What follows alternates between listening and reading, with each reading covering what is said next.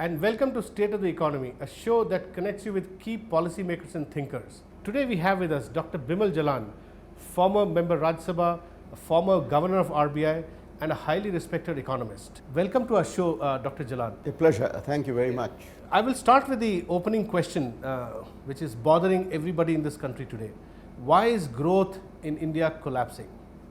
No, a lot has been written, so I don't want to repeat what has been written. I mean, there is a lack of confidence, and one must accept that fact if you want to do something about it. And as you can see now, the government seems to have been acting, has woken up, doing something. The question is that do you have a credible plan as a whole? As a whole. Because let me make this point to you, if I may, is that there is nothing which can stop India from growing if it wants to, if it has the will, and if it does the needful. Your savings are high, your capital investment is high, your entrepreneurial energies are high, you have the most brilliant IT people, technology is good. So what is it that is stopping us from growing at 8%, 9%, which we were talking about just 6 months ago? Could you tell us then a few things that should be done, to simple things to kickstart growth? No, to kickstart, you see, you must have a credible, coordinated policy plan.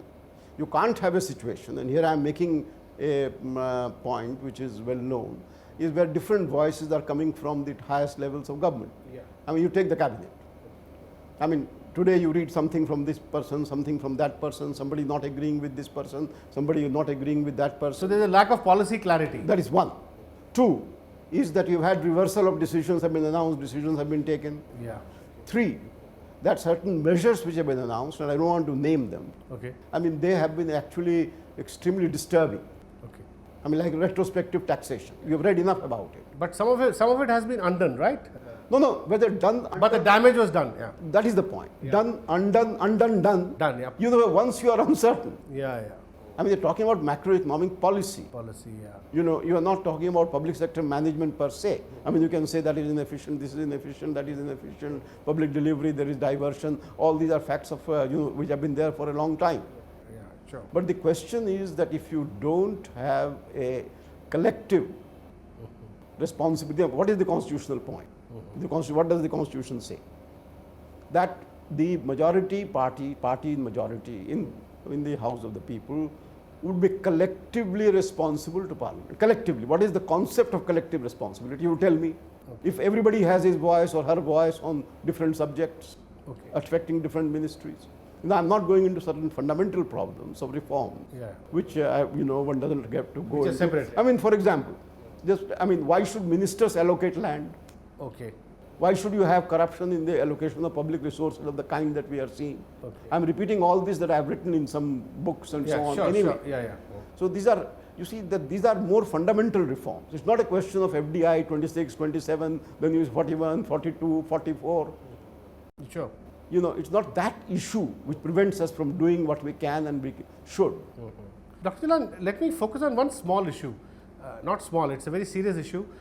I have seen data which shows that for the first time in 2011-12, mining output has shown negative growth, and the last time mining output showed negative growth was in 1971, and in the intervening period for nearly 3 decades, mining has been growing at a good clip. Now, what does this tell us? And I just wanted to also to look at parallelly the fact that illegal mining has completely been stopped in Karnataka, in Goa, and there is some sort of Supreme Court intervention, judicial intervention, and mining output therefore has also come down because of these reasons. But what sort of impact do you think are these having on growth? No, I hope. This is you see, there is everywhere. You see, there is uncertainty. Yeah. There are criminals in politics. There is a problem of allocations. Now, the basic issue that we have to tackle is that why should it depend on who is, coalition politics?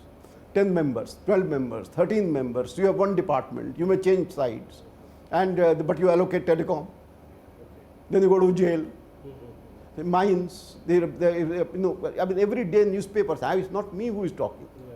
Allocated, this minister is in jail, this minister is in power, but he is allocating mines, he is allocating this.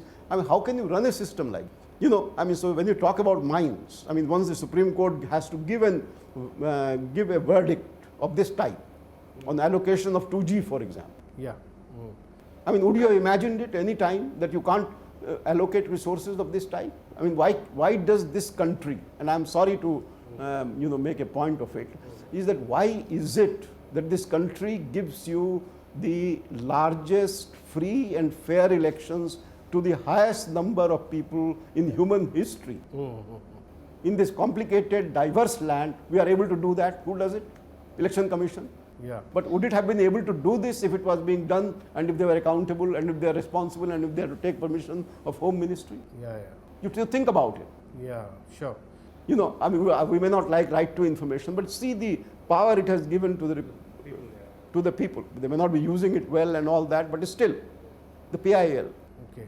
So you're suggesting that the political system is not getting cleaned up enough to support growth. Is that the point you're making? I'm not saying, you see what I'm saying, I'm making the reverse point. Okay. I am saying that there must be political responsibility and political accountability if you have joined the cabinet. Okay. Now, if you don't like something, then leave the cabinet, then criticize. Okay.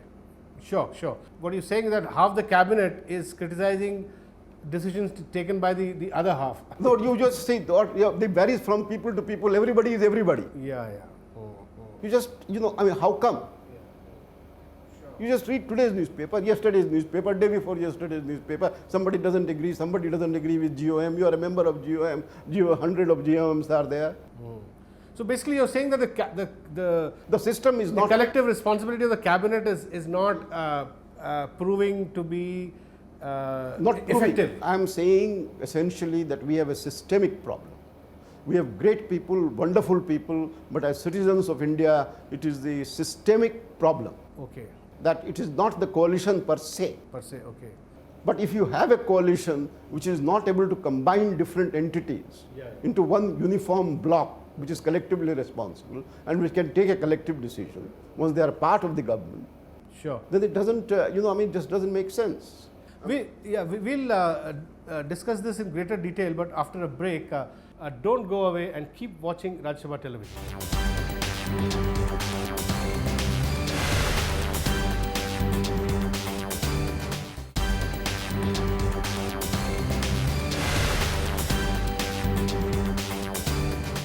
Welcome back to State of the Economy. We are having a conversation with Dr. Bimal Jalan. So you are talking about systemic change and how the system as it is working today is not pulling together to support growth, to support normal economic decision making, political decision making. Now, what sort of change do you think we need to bring about? I would say two vital changes to make the system work. If you accept that coalition has become a regular form of government. Okay. However, I mean, we have had 9 governments. We've had high growth during other coalitions. Yeah, but 1889. Now, so what I'm saying, we have had 9 governments. Now you have to decide that yes, coalitions maybe we will get 5-year terms, but then most governments would be a coalition of different parties within the government. So the point I'm wanting to make is that in 1985 and 2003, you carried out an amendment of anti-defection law. Because in the state in particular, you had a few people trying to swing sides from here to there, trying to win something or the other. So you carried out anti-defection, which applies to individual legislator. Yeah, sure. Because the presumption was that you will have a majority party government. And so you didn't want to have this kind of a thing. Now what I am suggesting to you, and from political point of view, since this is Rajya Sabha TV, it's of utmost importance that why can't you apply the anti-defection law to a party which joins the government? Okay. At least you must say to the... So you're saying that once that is done, then no small party will be able to blackmail the ruling, or they leave the government. Ruling coalition, yeah. Or they leave the government. But here we have a situation where even some of the Congress ministers are not supporting decisions taken by the cabinet, subsequently speaking against cabinet decisions. So what can you do? Yeah, so I mean that is the systemic issue. That's a systemic issue. And I hope that this is tackled. Second problem, you asked me the second point of utmost importance. is that give me one good reason why allocation of public resources should be entrusted to individual ministries and the ministers in charge, with bureaucracy being transferred. You just say state governments. So what is the alternative system? The alternative system is you have independent commissions like you have election commission, RTI commission, supposing you had a land commission. So there should be a resources commission. No, the resources, you can have a mines commission, you have somebody, but they are independent, they announce criteria which would be used, just as you announce who is a citizen, who is not a citizen, and accountable to parliament, vote, who cannot vote, and accountability to parliament, investigation, whatever you want to do. Yeah. But why should you have a system where the minister would decide this thing, then he can transfer somebody, he is there for a short term, he can, he is 18 members, he can reverse the decision. Why? Sure. Tell me. So now you would say, then what would ministries do? What would ministers do? Ministers do, ministries do. Let them monitor progress. PDS. The Planning Commission 4 or 5 years ago, they carried out a study saying 48% of the grain is diverted. Yeah. Now, who is responsible? Has somebody accepted responsibility? The center would blame the state. When the parliament question is asked, center would blame the states. After all, it is the states. So okay. is the state is blamed. States, you ask the same question in legislature, they will blame the center. But who is where is FCI? State agency. But who has PDS? True. So is the case with kerosene. Successive government reports have been saying that a large portion of the kerosene gets mixed up with diesel, but nobody takes. No, but I am but what I am saying is I am not criticizing one entity. I am just saying that our governance. Sure, you are arguing for systemic change. That our government and systemic changes is not like changing from this parliamentary form to presidential form. I am not in favor of it. Parliamentary form has stood by us. It's a great thing. We are all as electorate and as citizens. So Dr. Jalan, you are also suggesting, in a sense, that the institutional capacity or the capacity of existing institutions to deal with the kind of growth that India has been seeing, economic growth and the rising India story, institutions not able to catch up with the rising India story. Is that the conclusion? No. What I am saying is that you can still be rising. There is no doubt that you can have, but if people are waiting and watching, everybody says that this, do that, something, then there is a lot of uncertainty. And I hope something will happen. But you must, any government in power, we are not there forever, but as citizens I can say that you have to take decisions of a type which can cure the basic malady. Okay. Dr. Jalan, coming back to, now I'll ask you a few questions on pure economics. You as an economist, do you think this global crisis, if you see 2011, a large number of emerging market economies, their GDPs have actually dropped by up to 2%. Now, India's GDP has also declined more than 2% if you take it from the peak about 2 years ago. So, would you say that this is a secular trend globally among emerging markets, this GDP is dropping, industrial production dropping, inflation being a little higher than moderate? Is it a secular trend, or would you say that plus that part of India's drop in GDP, as you've seen recently, fourth quarter 5.3%, is also due largely to our economic mismanagement, or is it a combination of the two? No. I think you see the European crisis, the crisis in the US, etc., are not new. When we had all these multiple people speaking all the time about 9% growth and 12% growth and 13% growth, something. Exactly. The whole mindset was 9. And so many voices coming, and inflation will be this, something, and then you get high inflation. But there are multiple voices talking. Just imagine all around. Yeah. Some voices have now stopped talking. Everybody was predicting growth rate of X%, Y%. Sure. Which was at least 3 to 4 percentage point higher, 2%. And most of the projections have gone wrong actually, official projections. And on inflation, on growth. No, but everybody talks. Why so many talkers? So what should the government do? No, the government should do that, and after we've talked about systemic things and so on, that no spokesperson, either from the RBI or from the central government or monetary authority or any other authority, would start speculating as to this may happen, this will not happen, this something will happen. If that he is representing that particular entity, then why not just do it? Yeah, sure, sure. Yeah. So you're suggesting that communication is key. Yeah. Yeah, but but so that We had I mean, I won't name, we had a very senior RBI official saying that last year, November, that we may not have enough reserves to defend the rupee. So there was a lot of criticism as to why somebody should say that. But the main point is that why get into a speculative mode? True. I mean, I don't make remarks about RBI. I don't want to say this because these are market sensitive. Yeah, sure. So if you make remarks which are market sensitive, then you must take the responsibility. True. Now, why should you make remarks when the market is sensitive if you are in the power You're in power. to take that decision? Why not take that decision? Whatever you say will be done. Absolutely, yeah. So we'll come back to this point, but after a break, please don't go away and keep watching Rajya Sabha television.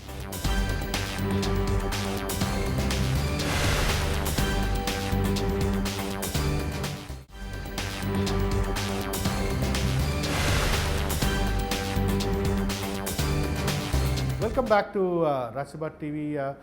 We are having a conversation with Dr. Bimal Jalan. So you were talking about, now you were governor of RBI. Now currently RBI is facing multiple challenges. There's a very wide current account deficit, close to 4% of GDP. Capital flows are a bit uncertain. The rupee has been very volatile over the last 6 months. Now I read somewhere in one of your interviews where you argued that when you were governor, when in regard to the exchange rate, your decision would be very strong and you would send a strong signal to the market. There won't be any wavering. Now, do you think in the current round of the rupee volatility, we should have a stronger kind of signaling mechanism about where we want the exchange rate to be or to the signaling to the market? No, let me just clarify one point. I didn't claim any credit Yeah, sure. for anything.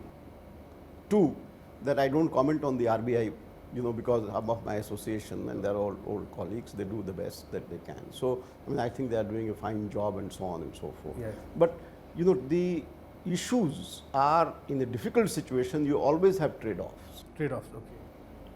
I mean, should you beam this TV at 9 o'clock or 6 o'clock or 7 o'clock? Now, if you go to the TV and announce that I may do it at 5 and it doesn't come, Yeah, okay. then what prestige would Mr. Venu have? Yeah.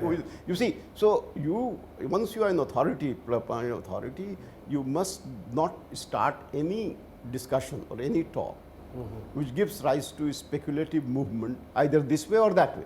Okay, okay. There should be some signaling of what is the exchange rate policy. That's what you're saying, right? No, what I am saying is essentially it's a very difficult issue. You see, because you are a growth is wavering, sometimes you have to do something and so on. There are So always there are trade-offs. conflicting objectives. But people must know that you have the ability and the power. And whatever you say should be consistent with that ability and the power to do it. Then talk. Okay. Dr. Jalan, aren't we at some level, I mean, if you look at it at the global level, aren't we living in some very difficult times? Because the US Federal Reserve, for instance, very shockingly, some time ago, it declared that for the next maybe year and a half or 2 years, interest rates will remain the same. So, in a way, they kind of announced the monetary policy for a period of 2 years, which a lot of experts thought was very unprecedented. So you basically they signaled that interest rates will remain near zero for 2 years. So what does this tell you? I mean, are we in sort of very difficult, uncertain times that these kind of unprecedented things are happening? No, but these are uncertain times, difficult times in Eurozone, in Japan, in US, Exactly, which yeah. has an impact on us, which has an impact on the rest of the And so one more thing I want to add here, like the RBI has also been talking about this, how every variable, inflation or growth, it yo-yos every 3-4 months. Even at G20 meeting, at IMF spring meeting when our RBI officials go, they say that 3 months ago they would express optimism and 3 months later they would say no, things have changed.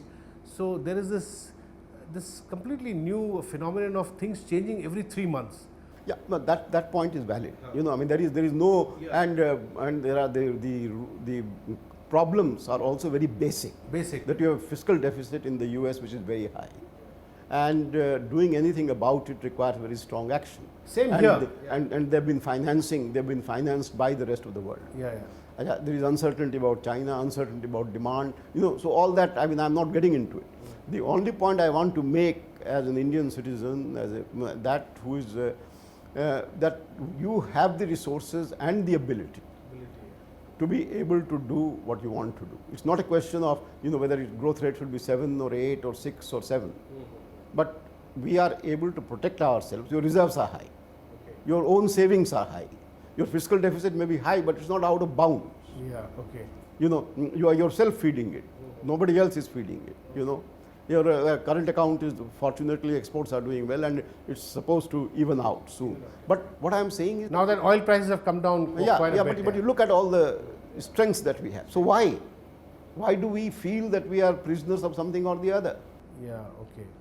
Yes, you will face problems. I don't mind if your rate of growth is 6%, 7% or 7.5%, and you are able to distribute your food grains to everybody. You are able to import oil, but have a decisive policy framework, announce it in time, and then everybody must be together.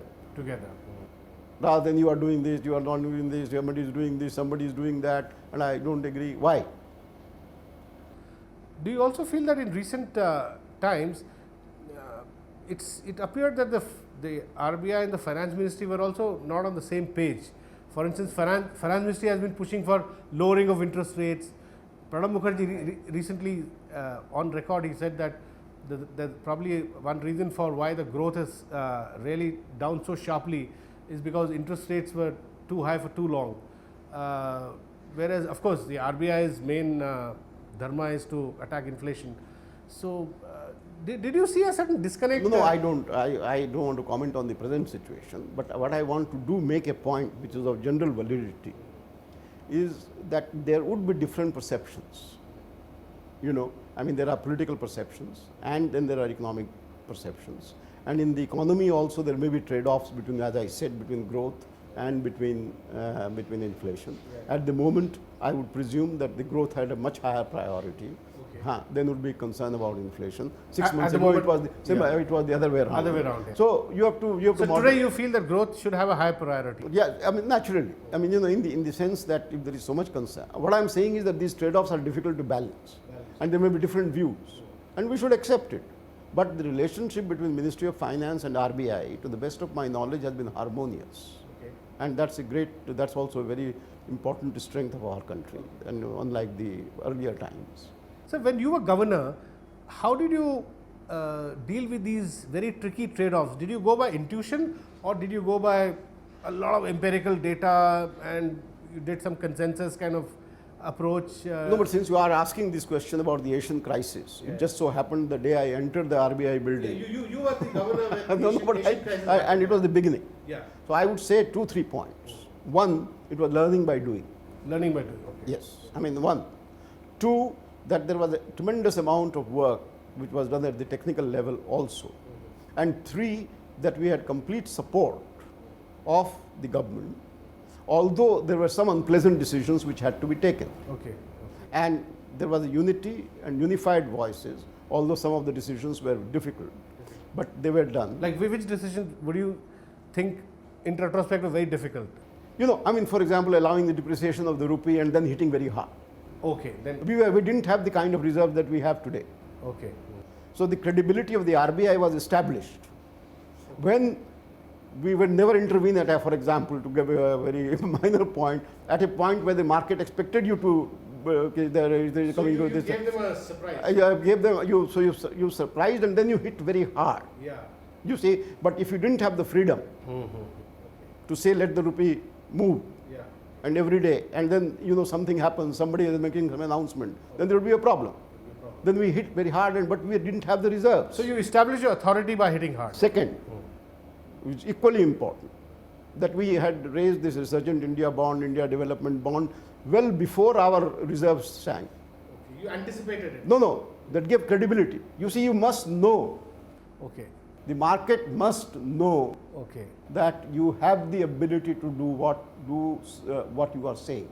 And what you do is also learning. Learning, yeah. And we had to learn You as also, we went along. you're also saying no point in doing it after a crisis hit you and show panic. No, but absolutely. I mean, there may be situations where crisis cannot be avoided. Because either because of the background, or whatever happens. I'm not taking a light view of it. Sure, sure. That you can always handle it. But you can always handle it because you have the ability. Today, you are in much stronger shape than you were at that time. Sure, sure. And there is a unity of purpose. So you're saying it should be much easier to do that today than it was during your time? No, I'm not saying that. Please. No, in terms of results. In terms of your ability to do things. Ability to do things, yeah, okay. We were what you might call the low mark at that particular point of time because the East Asian countries, which were the stars, Sure. were hit very hard. And everybody knew that, everybody thought that we would sing. Sure. Thanks a lot, Dr. Jalan. No, not at all. It was a Good pleasure. having you on our show. No, it's a That pleasure. is all we have in this edition of State of the Economy. We will be back again with another episode soon.